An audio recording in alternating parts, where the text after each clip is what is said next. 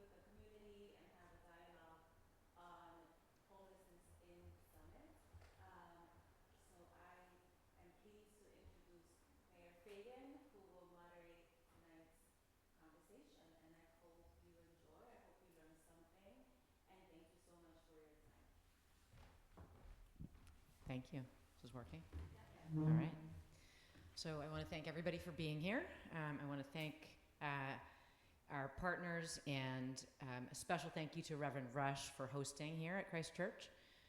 So as Anil said, we wanted to take advantage of World Homeless Day to come together to have a dialogue with the Summit community about homelessness in our town and the collaborative efforts that have been made and are being made between the service providers here in Summit to address this issue, and also some ways that you can help.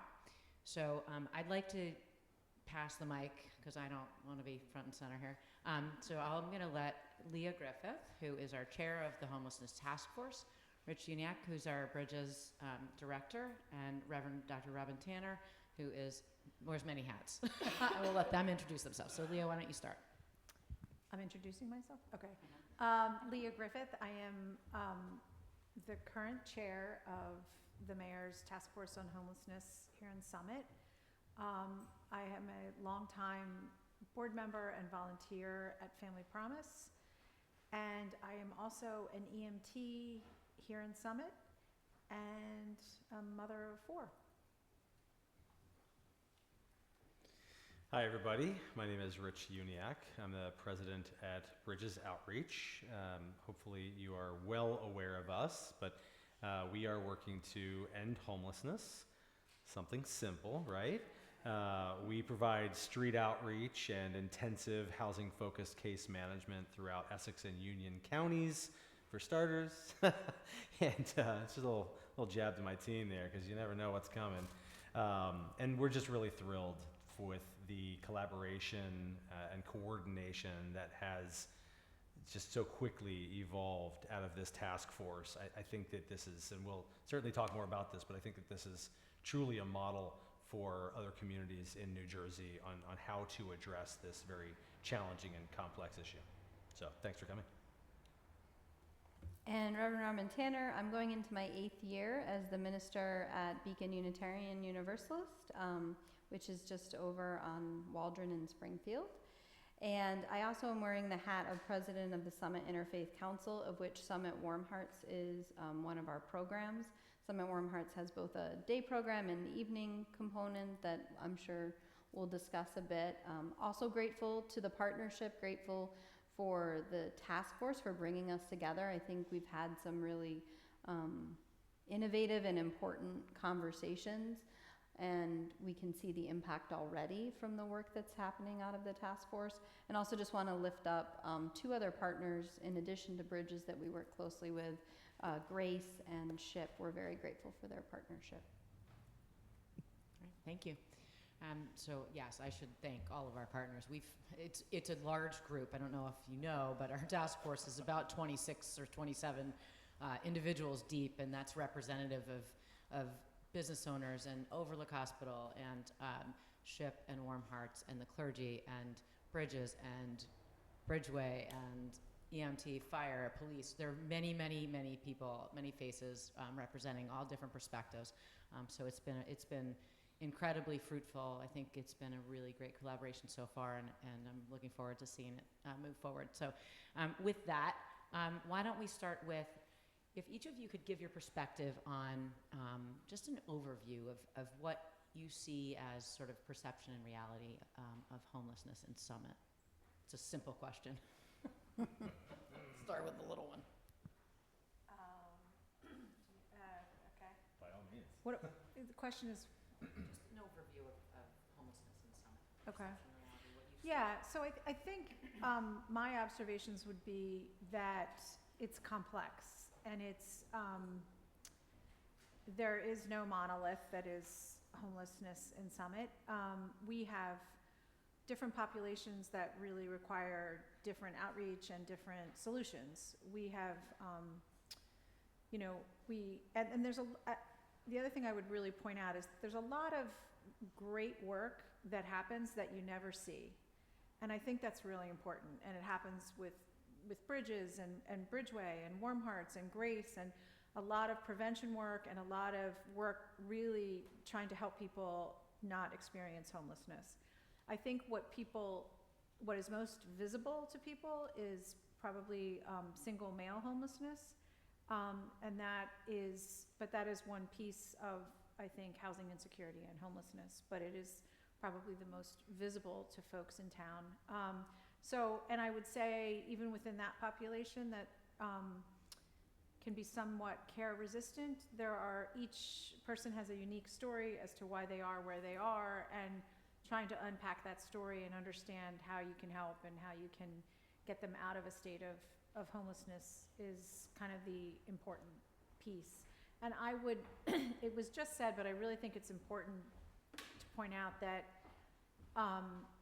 any successes that we have had on the task force are a result of incredible coordination and communication between a lot of groups. And that's really what it takes, and that's not easy, but it's our tremendous police department, our EMS, our hospital, our case managers, everybody has to kind of have a coordinated effort, but I think we've seen the fruits of what happens when we are all kind of coordinated and have the same goal, which is we really don't want folks to have to be living on the streets. So that's my piece.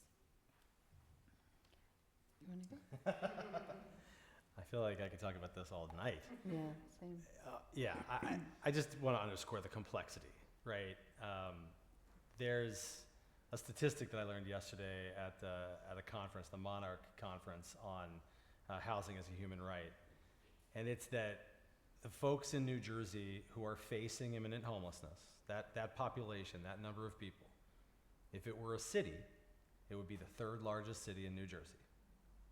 So there are an awful lot of people who are on the precipice of experiencing homelessness. And the face of homelessness is not, and you said monolithic, I think that's the right word, our dearly departed Lieutenant Governor Sheila Oliver urged us not to paint people with a broad monolithic brush, right? So we have people who, were fleeing domestic violence, who were asked to leave a shared residence, who were evicted. I mean, so far this year, our team has prevented 14 people in Summit alone from experiencing homelessness. That's prevention, right? It's really, really, really, really complicated. And the approaches have to be co-created, right? People have agency, and we have to respect that. And we have to approach people in a non-coercive, dignified way, sometimes again and again and again and again and again and again and again and again, right? Like, that's the job. I mean, we talk about that all the time. That's what we signed up for. We keep going, and we keep trying. And sometimes you see it happen right before you. I mean, I don't know how many people realized what was just happening before, but, we were collaborating on a person who has been experiencing unsheltered homelessness in this community for a very long time, who has been for many years been labeled as care resistant, who is with the outreach team right now to get a place inside for the first time, I think. I mean, in 23 years. I mean, this is the power of not giving up, of bringing people together and figuring out how to coordinate and collaborate this extremely complicated situation. And you see the visible signs. And the only solution is a home. And that's just what it is. The only solution is a home. The solution is not criminalization. The solution is not policing. The solution is a home. And we have to do the best we can to co-create the path to that stability with folks. I was going to begin by talking about centering humanity. And when I think about housing insecurity and folks who are unhoused in Summit, names and faces now appear quickly for me. Because of Warm Hearts, but also because of experiences with other providers, Bridges as well. I think it's important to understand housing insecurity right now in Summit, also in the context of New Jersey and in the context of our country, which we know there's a housing crisis. Rich, thank you for the other important dimension to this, which we talk about who is presently unhoused, but all of the providers are also spending a lot of energy on prevention, because we know how destabilizing it is to an individual and to a family once they do lose housing. And those are the kinds of things that keep me up at night, is both, yes, the visible dimensions of housing insecurity, the invisible dimensions, families that are tripled up in unsafe conditions because they're afraid that someone will find out that they're housing insecure. I think about the invisibility with domestic violence and the ways in which all of this is in the context of a real crisis in our country.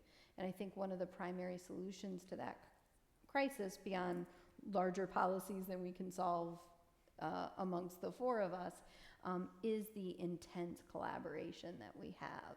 That's our best chance. The more silos we can remove, the more effective we'll be, and we've seen that, and I'm so grateful for the ways in which it really is about saving lives. Just one final thing I was thinking about, care resistance comes from an individual being failed many, many times over a long period of years, and they stop believing that anything will ever change. And one of the things that has struck me is how many interactions, how many relationships, how many years sometimes of having just the same, like, here's, can I sit down with you? Here's a cup of coffee. Like, how many times that needs to happen to even begin to have a chance to undo the trauma of losing housing and all that follows that. So, Thank you. So I'm going to sort of springboard off of something that Rich, you started to talk about, that is sort of the people that are on the precipice of losing their homes. And Robin, you sort of addressed this as well, but it's something that we've talked at great length about. So can you talk a little bit about prevention and what your organizations, what we as a group have done, are doing, and can do, and maybe also sort of what the community can do to help with that effort? Sure. I mean, it's the most cost-effective thing that we can do to keep people housed. It's the most dignified thing that we can do. DCA at the state level, Department of Community Affairs, likes to say that it only costs about $700 to prevent homelessness on average. And the cost of addressing chronic homelessness is going to far surpass that figure. It's at least 10x.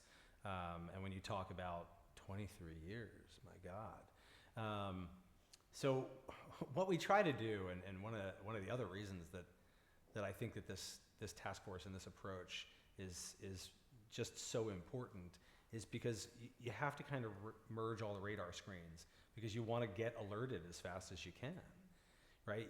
In our perfect world, we would know from the schools when a family is facing housing insecurity, not when you're already homeless, right? That we would know from the housing authority, that we would know from anywhere they might pop up, so that we can step in, right? For all the reasons you want them to avoid that, the adverse childhood experience, the trauma. I mean, it's trauma that drives people into homelessness, and it's traumatic on a daily basis for folks. So, one thing that we can certainly do is try to connect those dots, right? And as a community, if you know someone who is struggling, who is worried about their housing, I mean, you mentioned Grace. I mean, what a perfect example. Food insecurity is going to be something that is going to pop up, right? And you're gonna go and look for help with food, because you're gonna go without food because you're gonna try to keep your home. But that's a great partnership there, because there are folks who are also worried about their housing. So, to be able to, I mean, obviously you're not gonna, I presume, you're not gonna call us and say, hey, so-and-so told me, right? But you can share the information that we are very, very focused on. In fact, our homelessness prevention efforts have far outpaced our ability to create exits into permanent housing, which is truly wonderful, because the point in time count, which is going to come out after the election, is apparently going to show a 23.5% increase year over year in homelessness, with 70% of those folks experiencing it for the first time. And we can stop that if we can really merge all the radar screens and spread the word around what's possible, because there are lots and lots of options, and I can tell you this team's really good at it. I think go ahead. I was just going to say, I would add, in terms of thinking about prevention, one of the things we know is, Robin started to allude to it, but some of our, what we refer to as care-resistant folks have either lost hope, so there's sort of a despair there, or they really are living in a state of trauma. So they experienced some trauma along the way in their life, and it's present, and they have not had access to any tools to work through it. So I would add that another great prevention tool is mental health care, because mental health care is health care. And I just think it's really important to create greater access to that, earlier access to that, for everyone. And I think that's a prevention tool as well, because if your mental health declines, it's really difficult to hold a job and the activities of daily living, etc. So a plug for mental health resources. Speaking from the perspective of faith communities, I think also reducing in any ways we can the stigma of housing insecurity and the shame that many people experience. And because of that shame, a lot of times, even if they're aware of resources, it takes so much courage to reach out. Also, for folks with children, sometimes they're afraid that their children will be taken from them, which is not true. So dispelling those myths and being really clear with folks that housing insecurity is not a reason that the DCP&P is permitted to take children from the custody of their parents. And so I think kind of as any way that we can, taking away the shame and the stigma is really important.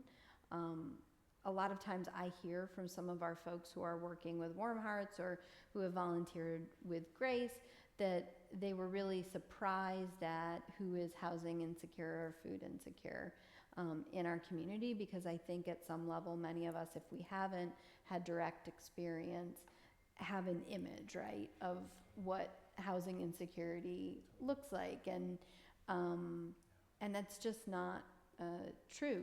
There's it really is your neighbor. It really is one of the children at school that your child plays with. It could be any of us in reality at many different times in our life, particularly now where folks are just one crisis away. So I think removing that shame and stigma, talking openly amongst our neighbors and in our community is a really important tool as well. Yeah, and hopefully, I just want to underscore that, because hopefully conversations like this help to do just that. Yeah. The whole thing about DCP&P not removing kids is a really important one, right? Because people are really, really afraid to come forward in those circumstances. And I just have to share, we had a situation earlier this year where there was a mom experiencing homelessness with her daughter, and we were able to partner with DCP&P and others in this community to get her daughter into a sleepaway summer camp, to give us a couple of months to find mom permanent housing, so that when her daughter came home, they could be together and stable. And it worked, right? I mean, and that's like DCP&P helped pay for that. I mean, holy cow, who knew that was possible? Really, we have to reduce that stigma, because we can be really creative. And the types of services have changed. That's the other piece. It was true a decade ago. So some of these myths exist because they're based in real fact and experience from a generation prior. But the resources have shifted, the policies around many of these agencies through, you know, hard work have also been changed, so. So if you, and this may be a hard question to answer, but if for the community members here, are there things that you would see that might be red flags, or that might help people identify folks that are other than food insecurity and, you know, knowing that they happen to go to Grace or go to a food pantry? Are there other things that you think are identifiable to sort of just neighbors that might identify people who are struggling? And is there a good conversation starter around that you can think of to give people tools to help? Stumped him.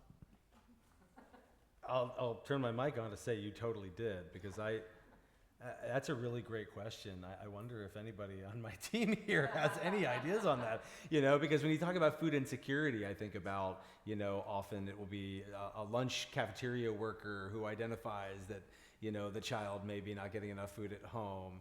But when it comes to housing insecurity, you know, I think that we typically find out when somebody raises their hand and self-identifies. I don't know. So I so would- the point to be made Please. there, Yeah, I have- the point to be made there would be that it could be anybody. Exactly. It 100% Right? could And be. So just be Well played. cognizant of that. You're welcome. I set you up. So, Avin, did you have something else? Yeah, the only thing I would say is points of transition and crisis can be places, like I always have it in my mind when someone in our community is going through a health crisis, what kind of financial impact they might experience too, right? Or maybe they've gone through a recent divorce, or there's been some change, a job loss, obviously. Like those points of transition are good times to check in with someone in our community anyhow, just to see how they're doing emotionally. But oftentimes there's a financial impact to major life transitions that aren't chosen transitions. I just think that's such an important point, because when we talk about community and the community's role in this, and partnering with the faith community as well, you know, we're not necessarily going to know those things, Yeah. right? So that's another radar screen.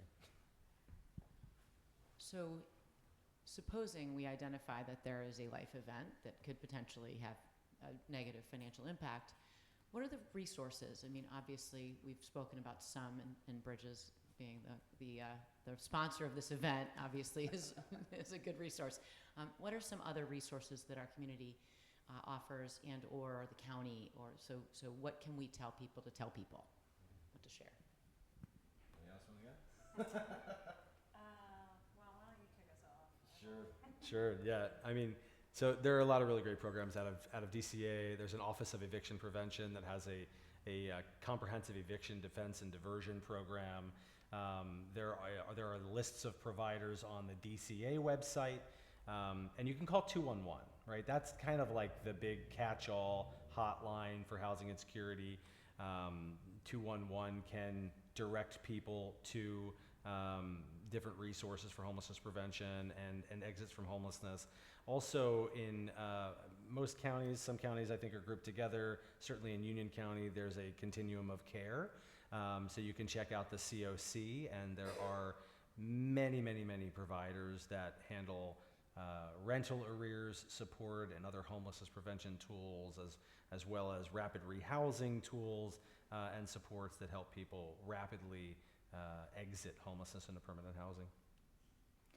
Yeah, and I would just add a few other resources in town that are very hyper-local, but, you know, we have wonderful organizations that, you know, try to help. Loaves and Fishes, SHIP, Sage has an elder care case manager who really helps elderly people who might be in a tenuous situation. So there are lots of those kinds of resources, but the thing I would encourage is to really try to get people help as soon as possible. Like, you know, the earlier you reach out, the better your outcome is likely to be. As Rich said, preventing homelessness is so far, more cost effective than than experiencing homelessness. But even if there's someone is experiencing homelessness, sort of getting action quickly. The longer you experience homelessness, the harder it is to get you rehoused. So really acting quickly is, I think, critically important. The last thing I'd add is always asking someone what other communities and connections they already have, whether that's a faith community or whether that's a neighbor. That's a question I often ask when I'm sitting with someone who either is about to lose housing or is in a crisis point. Because, when you're panicked and you're overwhelmed, your ability to conceive of the other networks that you already have and relationships that you have it just kind of shrinks, right? And so helping someone think through, like, oh yeah, I am a member of Christ Church. Well, have you thought about reaching out? Well, I couldn't. Most of our faith communities have a fund to assist members of their community in crisis. So, things like that too. Thank you. So let's talk a little bit. We sort of started to talk about this, but rapid rehousing. What does that look like? So, the idea obviously is that prevention is ideal. Otherwise, we want to be as expedient as possible in rapidly getting people back into stable, permanent housing. So there are funds, Bridges does administer some of these funds that allow us to pay security deposit, first month's rent. Sometimes there are even landlord incentives, and basically provide that quick boost that can help someone very rapidly get into permanent housing. You get folks who go through crisis and maybe can't afford to put that kind of money up all at once, right up front. There are landlords in some situations who we've heard of recently who've asked for 6 months up front, and this is a tough market, as it turns out. So that's the idea of rapid rehousing, is to limit the trauma, just in terms of the theory, catch people quickly. I mean, ideally, we're trying to create a system in which experiences of homelessness are rare, brief, and non-recurring. So brevity is key here. So if somebody does experience homelessness, we want to be able to, be very nimble with those funds, and we're happy to be able to do it when we can. Anything else? The only thing that I'd say in terms of who might be listening is that key to rapid rehousing are the partnerships with landlords. So if, within our community and in the surrounding communities, as folks are aware, or if you're a landlord and you're willing to consider this kind of connection and relationship, it really would benefit us, because as Rich said, we're working with landlords at times that are asking. It's a tough market, and so we're able to pay fair market value, but developing those relationships are key. And it's not without supports, right? So if you're thinking about that, and I appreciate that call to action out there to anybody who might be a landlord or know one. We provide housing stabilization support to folks. We help with the transition, and we want folks to not just be housed, we want them to be stable. So that's a thriving in however they define it. We're not just saying, all right, congratulations, here's the keys, good luck. We're gonna make sure that we're there with you and that we're connecting the dots, because the harsh reality is many of the folks we get housed are then stably housed but food insecure, right? So we still have to connect in the rest of the community so that they can truly thrive. Thank you. So let's talk a little bit about the relationship piece of this, because I think that, and Leah, one of the things that you've been doing with the Homeless Task Force that I would like to highlight, and you've had a lot of help. Thank you, Desiree. and Rich and Rob, but the outreach and what that looks like, and how you get to a place where somebody who is either unengaged or has been sort of burned, like they don't trust the system, they don't trust that there's hope, there's help. Talk to us about how you can build those relationships and what you've experienced, each of you has experienced in doing so. Okay, so when we started this task force back in June, I don't know if anybody recalls, but we had quite a situation happening in, on Union Place, and we just started doing outreach. And let me back up. As an EMT, we see a lot of our homeless population, and we had a lot of alcohol overuse, and we saw a lot of that. And I think it's one of the reasons I was interested in being on the task force was it was very obvious that we weren't really helping anyone. I mean, we were solving an immediate problem, but it was a merry-go-round, and we wanted more and hoped for more for these folks. So we started the task force, and one of the things we started doing was outreach with our police department. And so EMTs, police, and case managers, who really, I have to shout out, they are the professionals, and they know what to do, and we're really there to provide, a familiar face, and I will say it was, we had weeks when it was really discouraging. It was like, are we making any progress?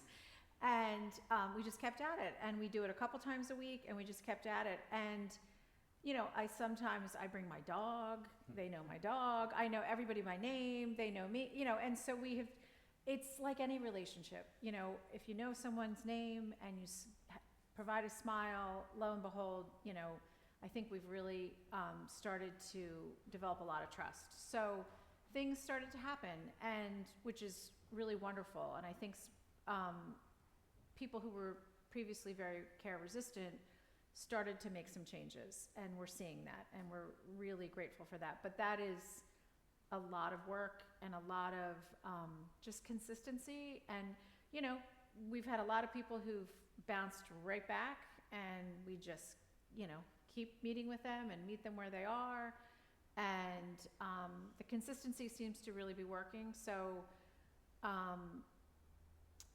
I just think there's community matters, human contact matters, being seen. I think it's a lot of really being seen and hearing their story. And so that's, the task, the outreach has really been effective.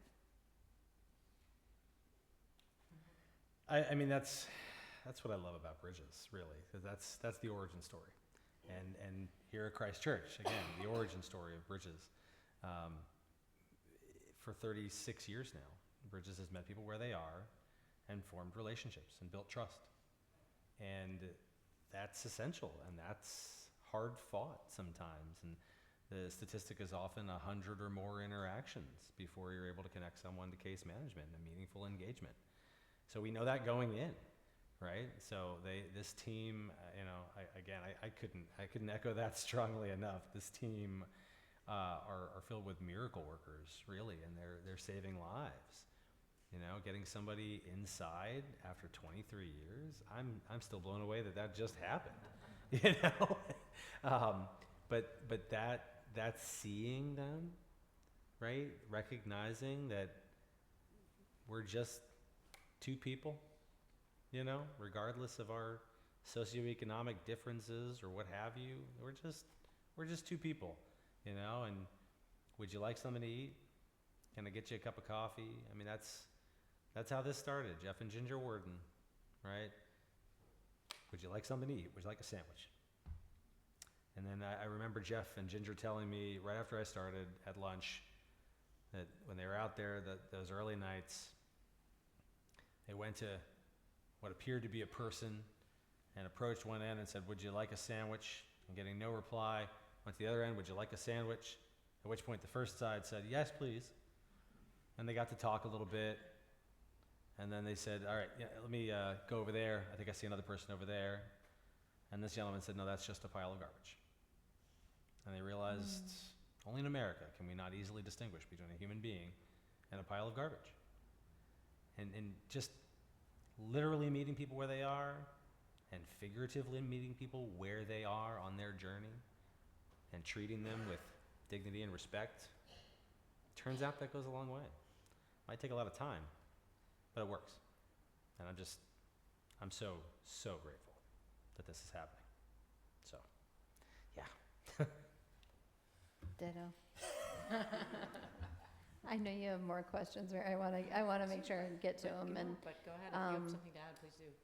Well, the only thing I would add is if we look at the origin stories of SHIP, of Grace, of Warm Hearts, there's this consistent narrative of centering humanity.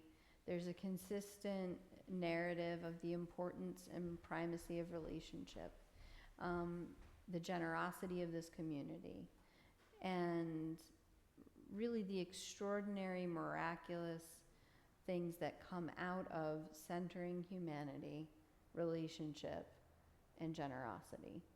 And so in some ways this is incredibly complex. And so many features are beyond our control. And at the same time, in some ways it's radically simple. Agreed. The most complex, simple problem you can find.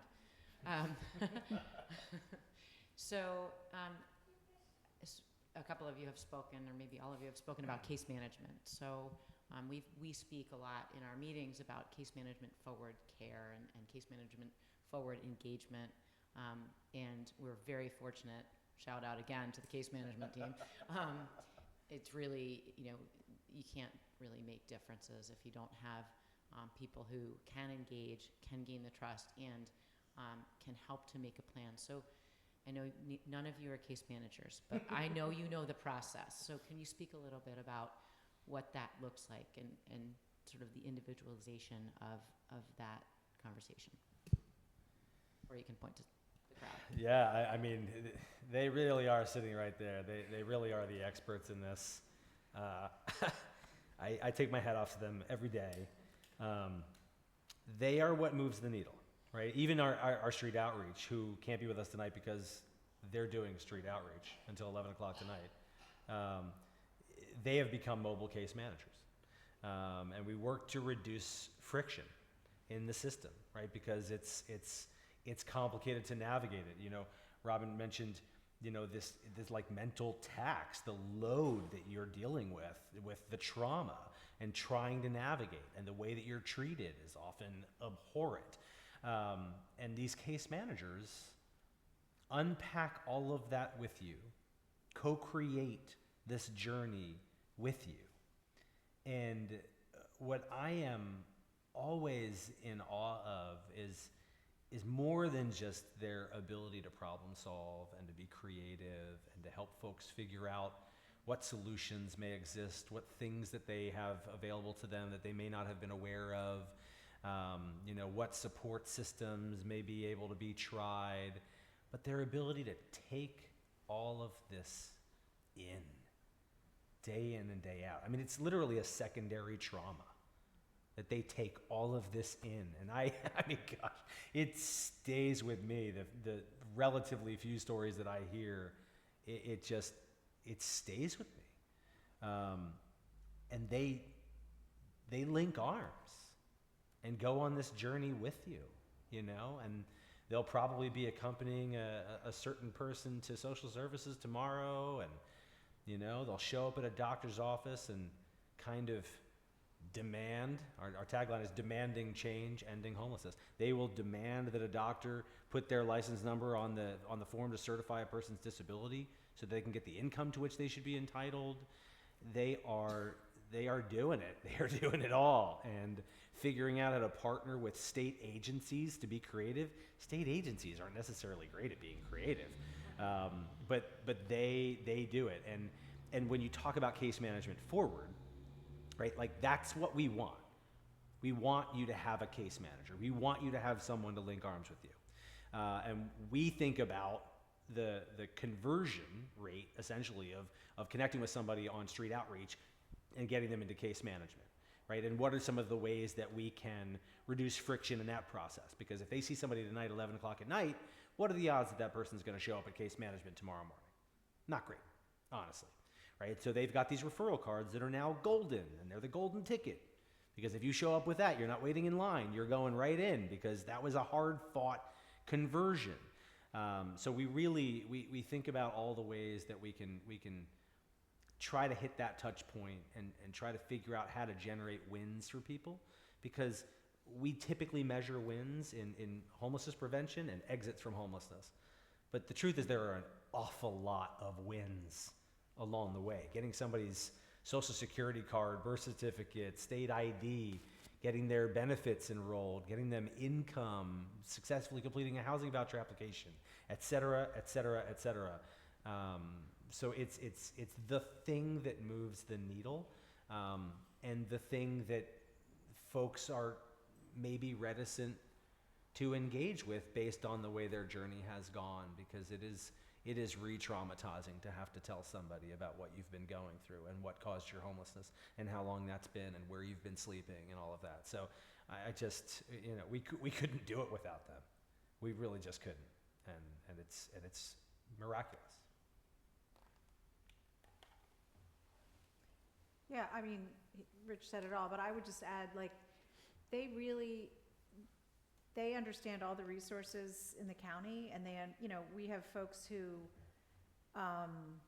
really want to, attack maybe an alcohol problem or a mental health problem, and they know the resources to get them help here and now, like right now. And I think that also feels very action-oriented and empowering for folks. So just having access to resources that they otherwise didn't even know existed is really powerful. So I can't stress enough how the case management is the secret sauce to all of this. So. All right, thank you.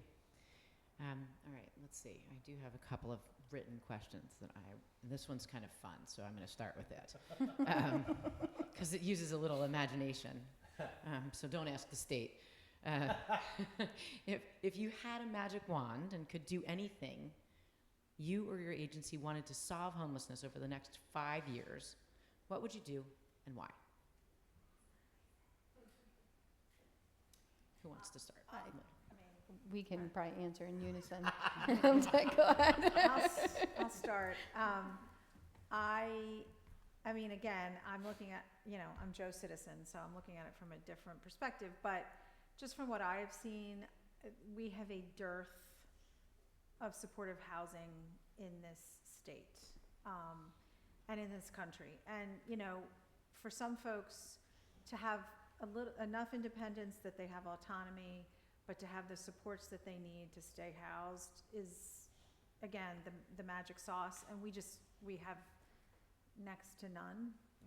We have some, but it's very little, and that would be my magic wand, would be for us to have more access to supportive housing for folks in our state. I was going to answer very similarly. Supportive housing, senior housing, also low-income and affordable housing. The supportive housing hits close for me. I'm a parent of a child with several disabilities, and I see in some of the stories, I remember someone who was with Warm Hearts a few years ago, and we were talking, and it became apparent to me that they needed far more support, and over time we built this relationship that it became clear they needed supportive housing. And I learned their story, and it was really that their parents died suddenly, and they were left as a young adult without any plan, without any net. They have multiple disabilities, and I just maybe looking now from the position of being a parent too, I see my own child in some of the folks that I'm encountering in our Warm Hearts program and in other places, because you can see how it happens, and the wait list for some supportive housing is years long, and many of these folks don't have years, right? Like it's just an incredible crisis point. The one individual that I spoke with years ago at Warm Hearts finally admitted to me, I can't read, and had been hiding it. I mean, you imagine, and there was a narrative created around this person that they were lazy, that they were, I mean, just you can imagine, right? When in truth they had multiple disabilities. Their parents had died when they were, 18, 19. And the odds were stacked against them from that moment forward. So supportive housing, supportive housing, supportive housing. Again, simple, complex problem, right? The solution to homelessness is the home. We would build housing. I saw Shantae say master leasing. We'll do that too. I think, being able to develop these deeply affordable units is essential. We are housing first organization. We believe that as a human being, you have a right to a place to call home, right? You are not required to first get clean. You are not required to first take care of any behavioral health issue you have. And frankly, neither of those are top causes of homelessness, right? The top two causes of homelessness in New Jersey are being asked to leave a shared residence, and number two is eviction, right? And as we get better and better and better at preventing homelessness, frankly, that reduces churn, so there are fewer homes for people to move into. So the only thing that we can do in the end is build enough housing.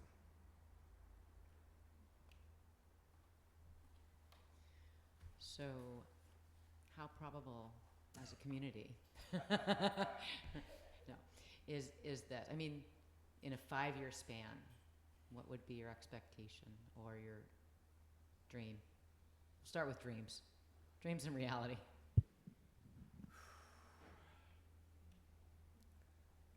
In a 5-year span, I'd love to have 100 units that we contributed to. There are 1,200 providers of homeless services and homelessness prevention services in New Jersey. If we each could do 100 units in the next 5 years, we'd be in a better place. Rich, you mentioned master leasing. Would you like to explain what that is? Or Sure. Leah, you know a little bit about that as Yeah, well? sure. I'm sorry that Kevin Hill left, because Central Presbyterian Church was our first partner in such a situation where, from a housing first perspective, we leased an apartment, and based on an acuity screening, the person among us in our community who was most in need of the opportunity, really kind of it's most at risk of not surviving outside. It's not about housing readiness, it's about need. So we just simply leased up an apartment and moved this person in, and gave ourselves a year runway to add a Section 8 voucher to that person, a tenant-based voucher, and made sure that the apartment would qualify under the guidelines for the Section 8 voucher, and it worked. And since then, we've helped 2 more people move in, and that's something that we are very actively talking about now, is really stepping up that kind of activity. The team is figuring out some configurations that might work, of people who might be able to live together, and again, it's about that bespoke journey. It's the only way that can work. And that's so we're prepared to continue to do that, where we will, as the agency, we will lease up apartments and homes and give people the opportunity to move in situations that are fitting for them and their life, and make sure that we have that housing stabilization plan at the core of it, and figure out what that exit strategy is. Do you have a question, Brent? I have a clarifying question on that. So what you're saying is that privately, so you were able to provide that time option. Yeah. In other words, for a year that was supported, and then Section 8 took over. That's right. Yeah, thank you for asking that important clarifying question, because under Section 8 voucher, a person would be contributing 30% of their income. And that's sliding scale. It's based on your income, right? If you don't have any income, your contribution would be 0. If your only income is Social Security income, your contribution might be very low.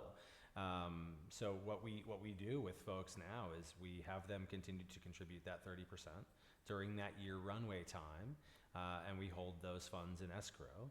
And then at the end of that runway, they have kind of a nest egg, but they've kind of developed that habit of that contribution. But that's the goal, is that you get that Section 8 voucher for the unit. The challenge is, and this is back to the availability of deeply affordable housing, the challenge is that the Section 8 vouchers are capped by fair market rate, which is set by HUD. And the fair market rate for a 1-bedroom apartment in Union County is $1,590 a month, which is not very easy to find. But, you know, in getting creative, if we were to rent a 3-bedroom home, you know, we would be able to get that for less than $1,590 a month on average per person, right? So that master leasing gives us the opportunity to have 1-year runway, because we unfortunately couldn't so quickly stand up new construction, as it turns out. And an organization that's done this really well, that many of us are familiar with, is Family Promise. So I just want to say that it's a dream and it's not. I mean, they've been doing it, and I think they have an excellent model that we've been learning from on the task force. I think the other thing I wanted to just say is that it is very possible to do, and it's been done in Summit before, right? And it's been done in other communities. So this is possible, and I think one thing that has been really encouraging about this task force is if you look at some of the positions we've had with one another before, I might get myself in trouble now. Is my mic gonna go away now? We haven't always agreed. We haven't always. We still don't always. Yeah, and it's not always been warm and fuzzy. But the task force has provided us a place to say, okay, ideology's at the door. Here's what we're talking about. And what can we all do? And I think people have really opened up some creative and innovative space in that. And I like to think that's what a generation ago did, that created some of the cherished communities within Summit now. So it's encouraging, and I don't think it's a dream. I think it's really possible. I think you're right, and I just think I need to underscore, you know, we did organize this. Thank you, Anel. Grateful to Mayor Fagan for moderating the panel, but it's the political will to create a task force, to bring people together, to establish outcomes that you can't foresee, that does make the difference, right? Newark, you've seen it. Mayor Baraka's proclaimed that they're going to end chronic homelessness. He's now a gubernatorial candidate. That takes a significant amount of political will and capital to put your name out there like that. And we work with a lot of communities who ask me, like, what's so special about Newark? I think it's the willingness, the courage to say, we're going to tackle this. We have a role in this as leaders. So to establish a mayor's task force and to create that space it's the most powerful thing you can do. So thank you. Thank you. I paid him a lot of money to say that. I didn't do this all by myself. So I thank you for giving me some credit. But you know what? As a physician of many years, you know, treating people with compassion and meeting them where they are, and all of the things that we've talked about are sort of the core of who I am as a person. It's not about politics. It's not about political will. It's about helping people. And knowing that there are people, and also, oh, by the way, surrounding myself with really, really, really smart people. That's probably first and foremost, because you're only as smart as the people that help you.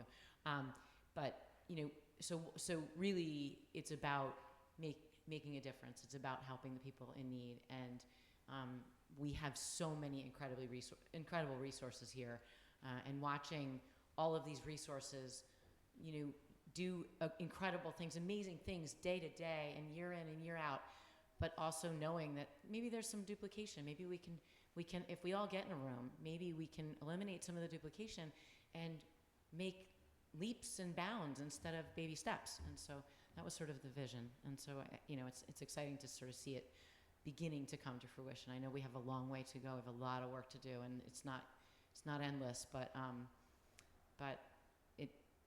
it's a big job. So I'm grateful to everybody who has helped with the task force, who's involved. I'm grateful to all of our organizations for really stepping up and making a difference. So enough about me. You aren't here to hear me. Let's see. Anel gave me another question, so I will read it. It's lengthy, so I may paraphrase a little bit. So the question is, how do Bridges and our community partners consider segregation when helping Summit families suffering through home insecurity? This individual says they've had limited interaction with families afflicted with house insecurity and worried that the default answer to someone about to lose their home in Summit is that there's something for them in Elizabeth, Plainfield, or somewhere else. And that there aren't many means to help them stay. And so that strengthens segregation and disregards the connections and roots that families, especially children, have.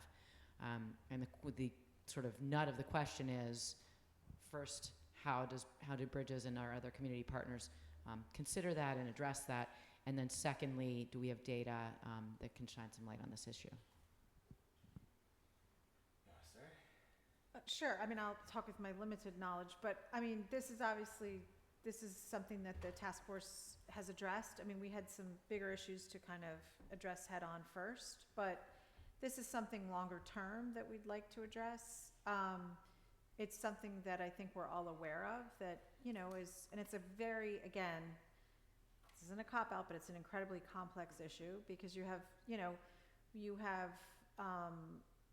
previous rentals that are maybe getting renovated and sold, and so then you're losing affordable housing space, or you're losing,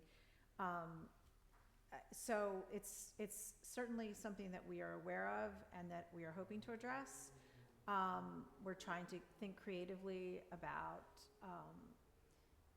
spaces within Summit that could be, considered to be, rental properties at more affordable rates. So I would say it is something that we are looking to address, and it's certainly a problem that we are aware of. So I'm going to interrupt you for a second because I know you and I have talked about family promise and how, and Robin, you mentioned this, one of the questions that you often ask is the connections that people have. So family members, people that can help them stay here, or are there connections elsewhere that would be comforting and feel good? So just if you can speak to that a little bit, so in terms of keeping people connected, not segregating, not saying, well, you have this problem, we're going to send you somewhere, but rather searching for a connection for the individual that you're speaking with or trying to help. Yeah, I mean, I think the Family Promise experience really gets to, again, a couple things. One, trying to address some of these concerns sooner rather than when we're reaching points where we're at crisis and we're losing, people are losing housing, and really accessing resources through, Family Promise, through houses of worship, to kind of keep people. It's really important to keep people, this gets back to our stabilization, it's really important to keep people in their housing, because Jolene from Family Promise talks about this a lot. Every time a family is evicted from an affordable unit, that unit is often lost forever to the affordable community, because it will either be sold or renovated and sold at a higher rate, or so it's, I cannot say enough prevention, because we don't want to be losing affordable units that we have. So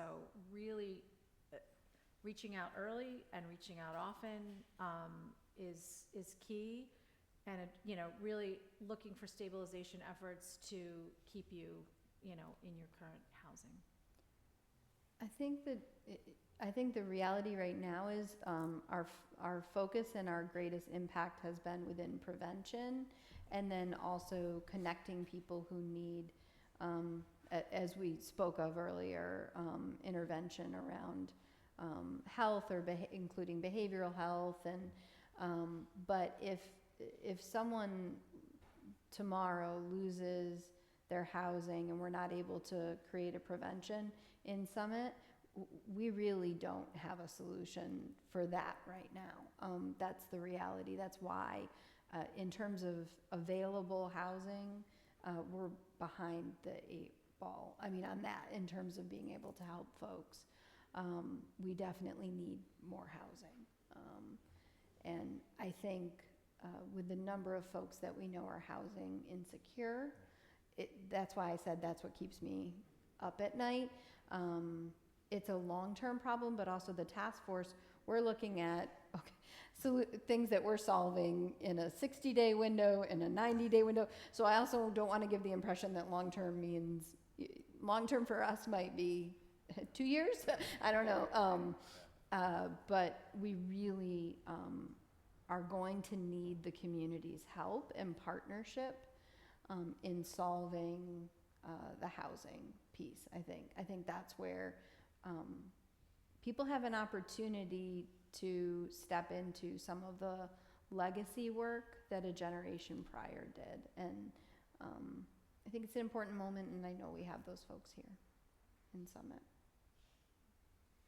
Yeah, that's right. And we don't try to ship people off to Elizabeth or anywhere else, right? People want to stay where they've lived. And that is our primary focus, is trying to help that to be the reality. The fact is, though, it always does center around a housing stabilization plan, right? So if somebody's underwater, as I refer to it, and you're in an untenable situation, we're going to have to talk about an option that you're going to be able to sustain. Then it comes to the reality of, well, where are those? And that's, a harsh reality, because there is a lot of difficulty in finding affordable units, and that's, it all just keeps coming right back around to that. We do need help. We do need frankly, a willingness to make sure that deeply affordable housing is available for folks. Last question from me, and then I'm going to open it up to folks in the audience. And this is just sort of to wrap up, what can we do as residents and friends here in Summit? Well, I'll do the really hyper-local, hyper-specific. So I would say 2 things, and I said this when I spoke at a council meeting, but I'll reiterate them. If you see something, say something. So if you see somebody who looks like they are in distress, and please call the non-urgent hotline. We really want to be a community, and we are a community that sees people. And, if you see somebody lying on the ground and not where, you would want them to be, call the non-urgent hotline. I will give an example today. Somebody did, and I happened to be on call as an EMT, and we came, and it was one of our homeless folks who I'm very familiar with, and we were able to have an interaction, and he's particularly difficult to talk to, but I was able to. And then later on in the day, the Bridges outreach team was able to connect with him, and we were able to get him into housing. So it matters, really reach out and see people. So there's that. And then the second thing is, just panhandling.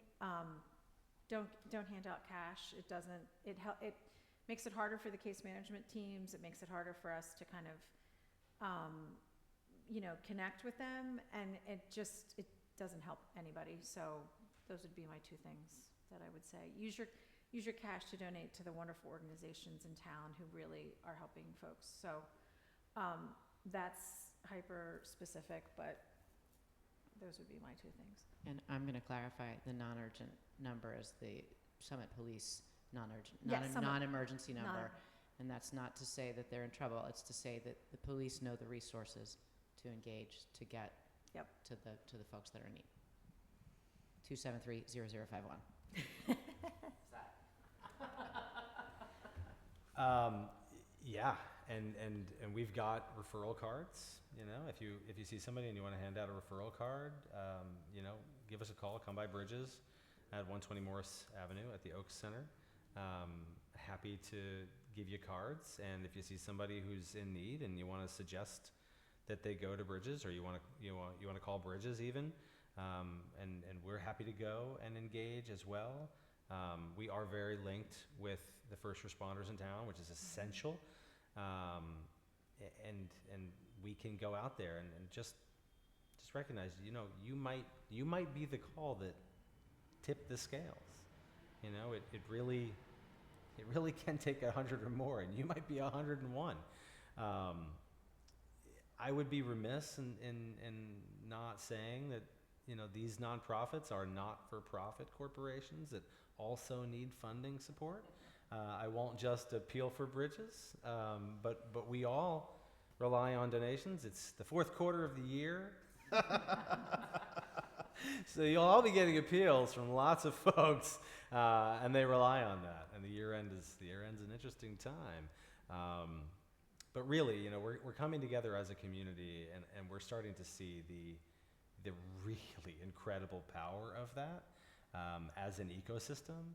And I think that the entire community really can be part of that ecosystem, and helped us to connect the dots.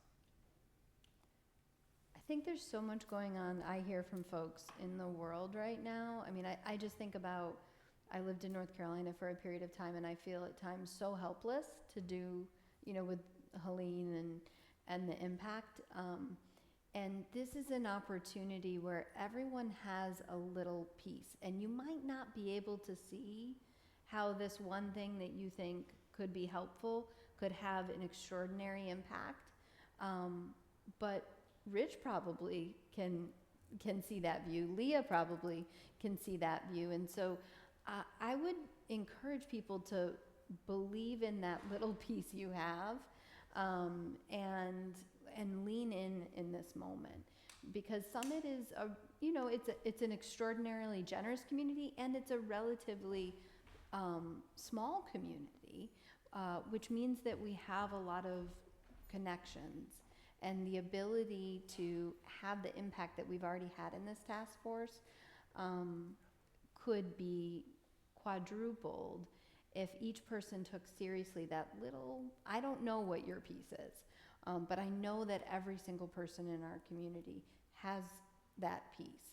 And when we put them together, we could have a once-in-a-generation moment here in Summit that also can be replicated in other communities. And wouldn't it be great for Summit to be first?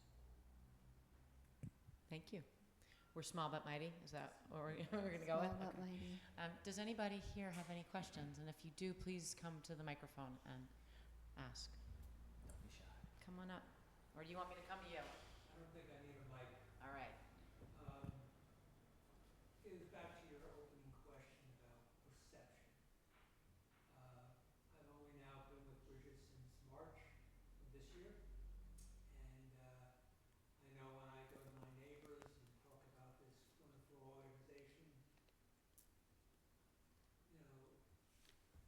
the look on the face is, well, Summit doesn't have a homeless issue. What are you talking about? And I have to get into a dialogue with them to convince them that this is a problem for Summit and the surrounding area.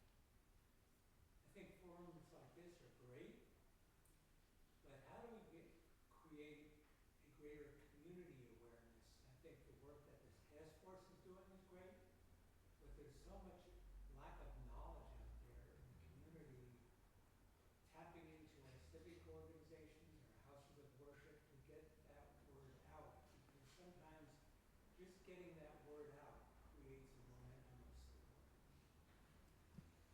That's an excellent question. Does anybody want to field that? I can make a comment that can actually, I would corroborate what you said, which is that I just had a conversation with a mentor from Overlook Hospital who's been working in Summit for 40-some years, and she said to me when she first came to the task force, she said, I had no idea there were homeless in Summit. And she comes to work every day, and she's worked at the hospital for 40-some years. She had no idea that there was even one homeless person in Summit. So So just to sort of underscore what you're saying, and it's not a brand new issue, certainly. But I would also say that I think that's your piece, helping us to try to get the word out about all these wonderful organizations that exist and how we can all help each other. Anything you guys want to say? I totally agree. I mean, in terms of another thing that the community can do, you know, check out and share the content of these organizations that are talking about this. You know, spread the word about conversations like this one. You know, next time we do this, I expect it to be standing room only because, you know, this is an important conversation. Of course, I think so. We think so. You know, but really, I think it's going to take that. You know, Anel's got me on tour going to houses of worship. I'm certainly happy to do that. I'm clearly very shy.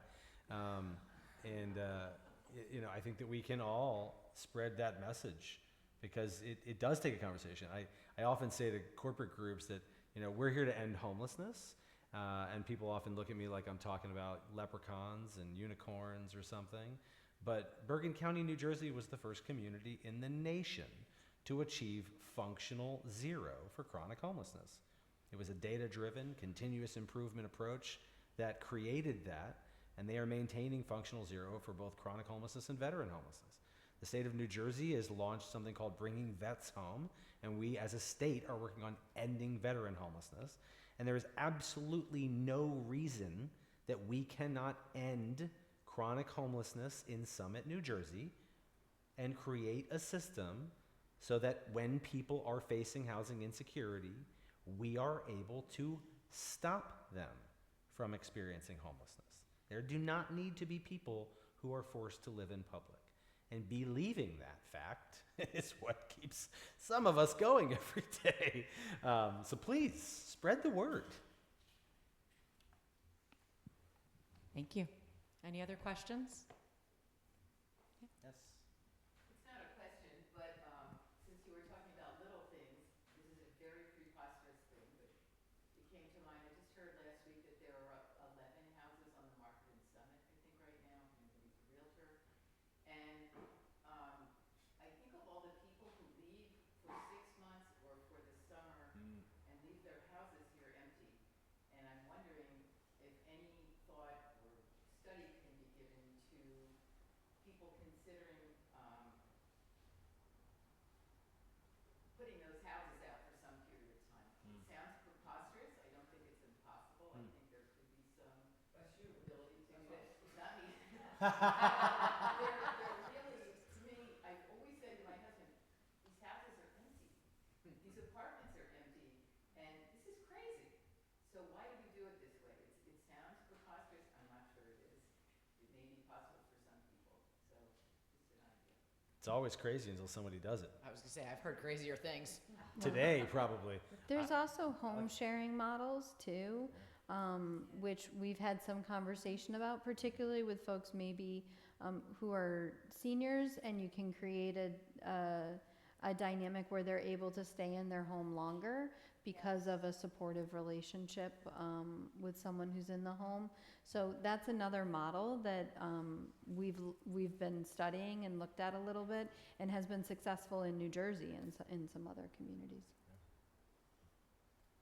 Any other questions? Yeah, to do with more what you know. I actually thought that too, but I was going to ask her permission first. Anyhow, could you say something about undocumented homeless people and how, you know, as I heard you say, got to get a social security number and do all this, and I'm not sure how you all handle that, and I think it's pretty unique. And also, it was said that most of the homeless people here are male. I'm just wondering why that is, and whether there's a special, different approach depending on gender. And one other comment I just want to make, and I'll sit down, and that is the association of landlords with this issue in terms of, is there any way, because you mentioned losing affordable units if somebody gets evicted, is there any way of requiring a landlord to give some notice to some organization, whether it be the city government or whatever, if somebody is going to be evicted, so that the social service could get work to keep that mean, that sounds like a slightly less partnership with, preposterous. I mean, that sounds like a partnership with the courts, right? Because they have to file somewhere. So maybe there's an opportunity to intervene there, like a court innovation kind of a project. I'm not sure about the answer of can we require the landlords to do that.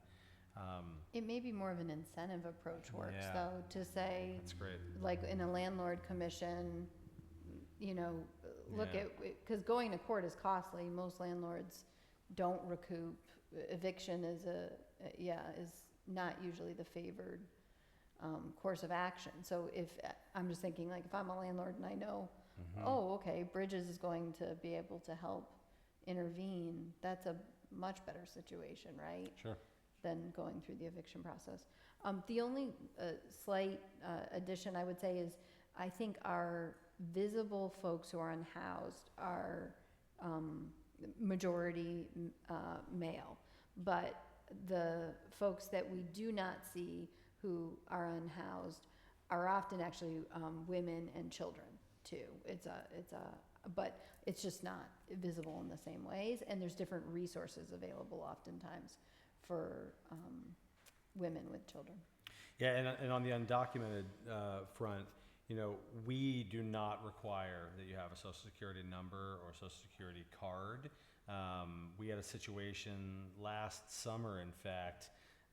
Desiree and team were on site in Plainfield when 501 West 7th Street was condemned, and the residents were given 48 hours to vacate the premises. There were 49 units in that building and 84 families living there, many of them undocumented. And DCA, Department of Community Affairs, partnered with us and some other agencies to rapidly stabilize those households because we can administer funds even though they do not have citizenship status. It can be tricky because you may need a landlord to take their word for their ability to pay because their income may not have much of a paper trail, but we can still help. It's just harder oftentimes.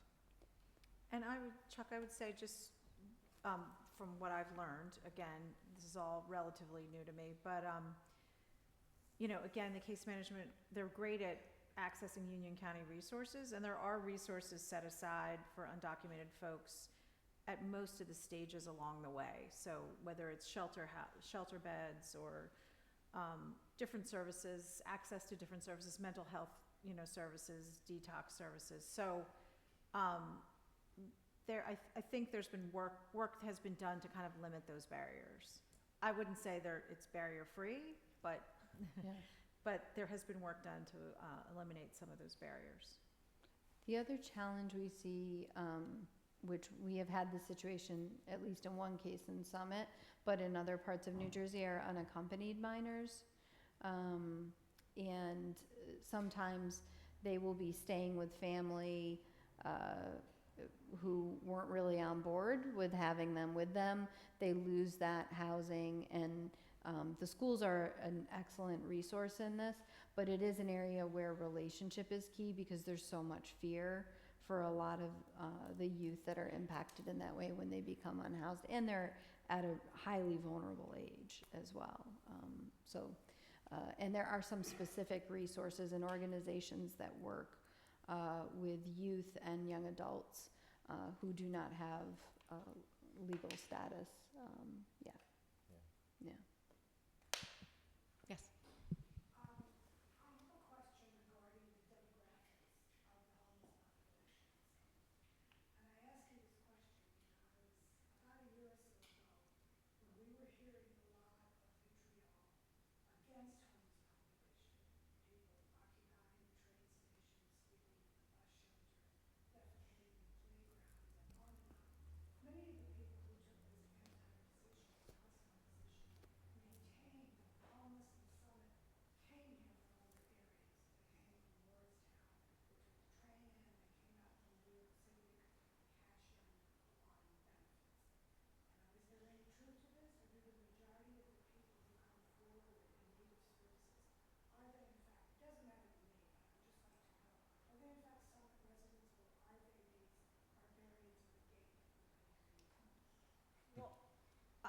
I would say they're certainly not barbarians at the gate.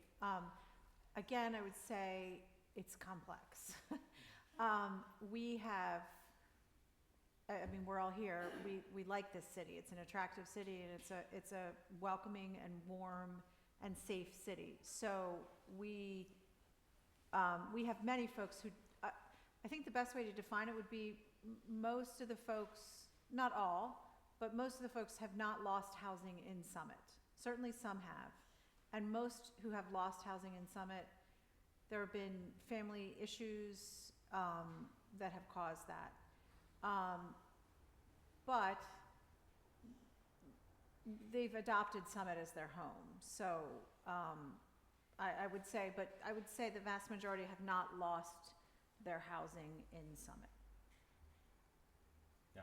And that's for the visible cohort that you're Yeah. talking about. So the only thing, the only reason I lift that up is because there's a lot of invisibility. We've seen a precipitous rise of families and children who've lost housing that the Summit schools have given us data on and have been part of the conversation. So I think that's another important piece that gets lost in some of the more tense conversations that are had, and that we're not also looking at, okay, how many families have lost housing.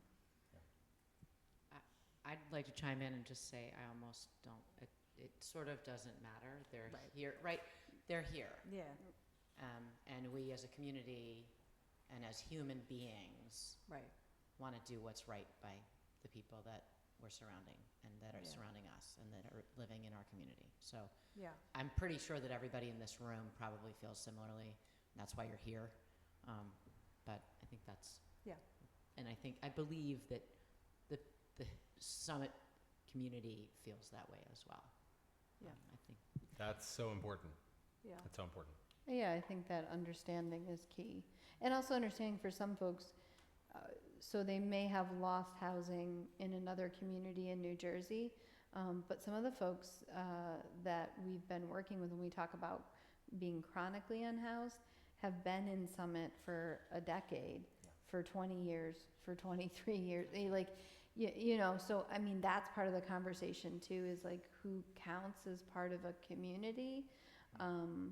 And we have to remember, we fortunately live in a country where people have the agency to move from place to place without the government telling them you can't be here or there. That's one of the gifts that we live with. So I agree with the mayor that at the end of the day, there's legal reasons too. Mm-hmm. I would also I think some of that conversation happens around resources for the individuals we're trying to help too, right? So if you live in Union County and you reside in Union County and you are homeless in Union County has resources that are specific to Union County people. And I think that's some of the Yes, at the conversation. point- So just to be fair. Yeah, with at the that. point of the loss of your housing, we care where you lost your housing, because we can attach you to resources. That's where you have the fastest way out of homelessness, is to attach to the resources in that county and town. So we definitely care. But the folks that you visibly see, that people, they've been homeless for quite some time, so it's almost irrelevant. And there's no attaching to, where you were last housed. Probably important to underscore what you just brought up, because that is how we approach it, right? We do try to find the most expedient pathway for you. And if you came from Morris County and qualify for benefits in Morris County, you may not have had much luck in Morris County. You may be able to have much more luck in Morris County with a guide from Bridges, a partner from Bridges, who can help you navigate Morris County. Which is, by the way, where the aforementioned mom and daughter are living, right? So, yeah, that is what we do focus on, because that is going to be the fastest way into permanent housing. But in the end, people have agency. People get to choose. And we have to recognize that and co-create those journeys. Great question. Yes. Hi, everybody. My name is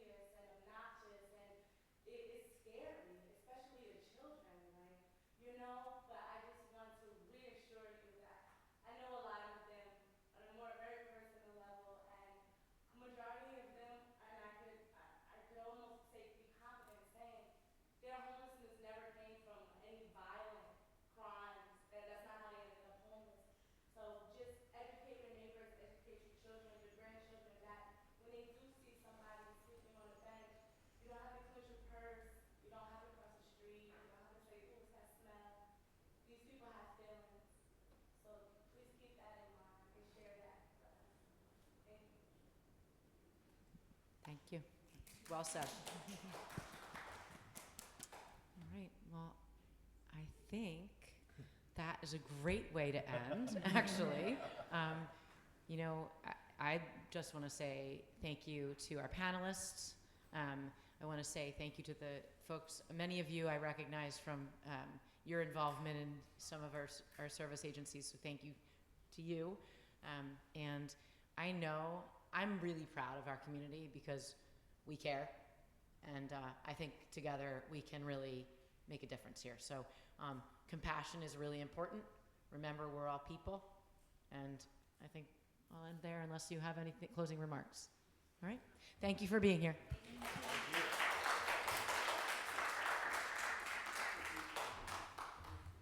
Thank you. You should get the last word.